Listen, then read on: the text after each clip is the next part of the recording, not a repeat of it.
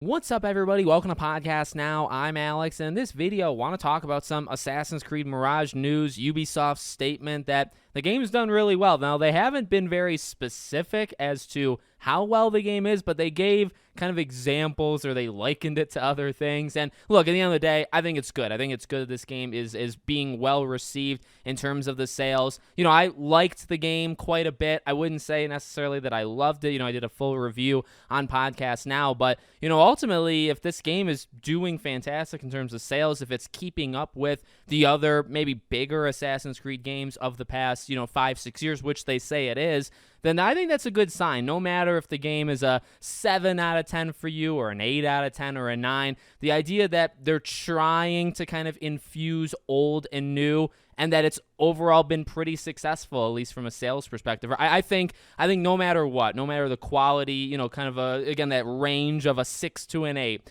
I think it's good that Ubisoft sees this. I think it's good they say, okay, maybe they do want a little bit of old stuff. Maybe we'll start to mix that in with future stuff, or we'll keep that in mind. Maybe we'll remake Assassin's Creed 1, right? That's something that I've been saying for a long time. Remake that first game. I think that would actually sell really, really well, and they're already doing it with, like, Splinter Cell, and you got Prince of Persia. Like, they've expressed interest, I think, in remaking or remastering legacy titles. Assassin's Creed 1 makes a lot of sense. One more time, just floating it out there. So they say Assassin's Creed Mirage has been out for 6 days, and we're thrilled by the love and positivity we've received over the last week. Thank you for joining us on this incredible journey that celebrates, honors, and builds upon the 15-year legacy of Assassin's Creed. I think that's the important part. We could not have been happier that our Back to the Roots experience has been embraced by the community. That little 2 sentences, that paragraph, is maybe the biggest thing here.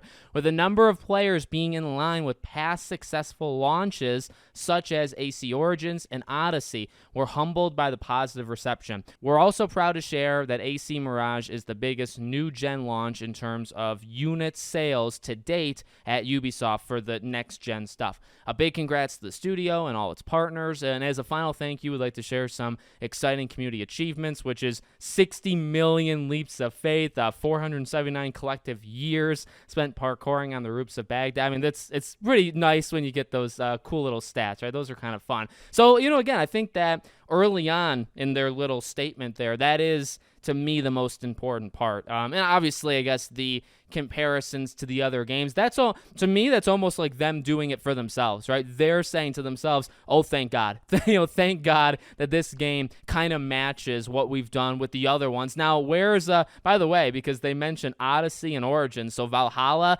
I think, now, was that the one? Because I get Odyssey and Valhalla kind of mixed up in my head. I never really covered either of those Assassin's Creed games all that much.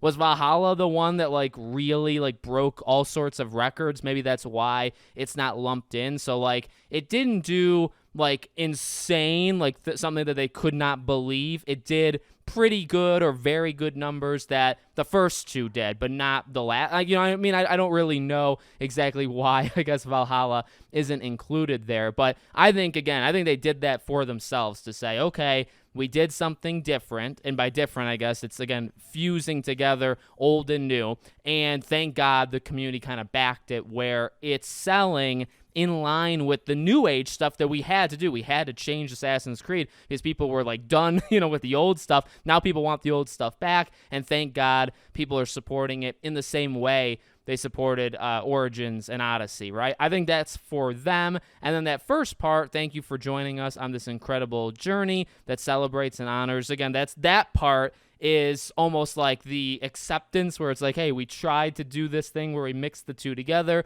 Thank you for actually supporting it. So that's something that I think gets engraved in them, to be honest with you. That's something that I think they take and they say, okay, maybe we can do more with this in the future, because we as a community just prove to them that, like, we'll buy it, right? Like, we'll give them money, and I'm sure they love money, and they need the money from Assassin's Creed games, right? It's kind of all they have.